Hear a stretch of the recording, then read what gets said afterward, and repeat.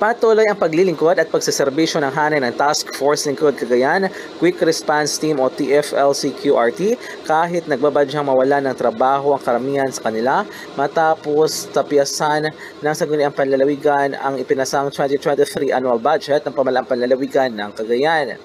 Patunay rito ang ginawang pagresponde ng mga kawani ng TFLC-QRT sa nangyaring aksidente sa Carig Highway sa Tuguegarao City noong 21 ng Setyembre. Sa pamamagitan ng TFLC-QRT Tuguegarao City Station, agad na naidala sa pinakamalapit na paggamutan ng isang lalaking nasangkot sa vehicular accident na nagtamo ng iba't ibang sugat sa katawan. Ayon kay Arnold Azucena, TFLC-QRT focal person, sana makita ng Sangguniang Panlalawigan ang ginagawang sakripisyo ng mga kawani ng TFLC-QRT.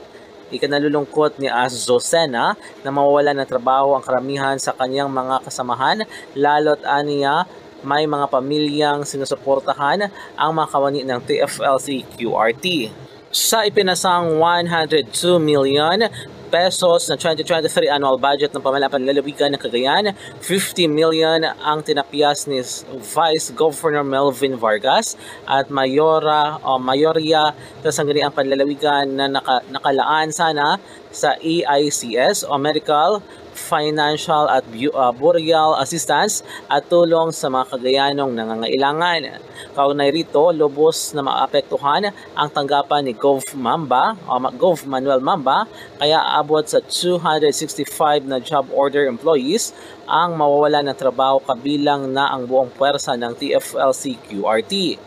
Matatanda ang binuo ni Gov Manuel Mamba ang TFLC-QRT nang maupo siya bilang ama ng Cagayan taong 2016 na halaw sa Task Force Lingkod Bayan na unang ipinatupad sa bayan ng Tuaw.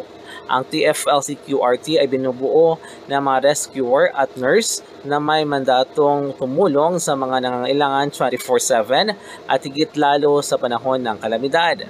Samantala, mayroon ng 7 TFLC-QRT station sa buong lalawigan, kabilang dito ang TFLC Tuguegarao City Station, Amulong Station, Sanchez Mera Station, Lalu Station, Ballesteros Station, Gonzaga Station at Tuaw Station.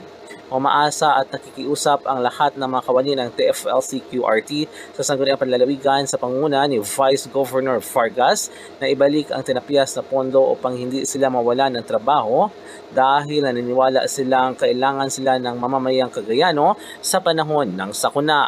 Mula dito sa Cagayan, MJ de la Cruz para sa Radyo Alternatibo, Balita Nationwide.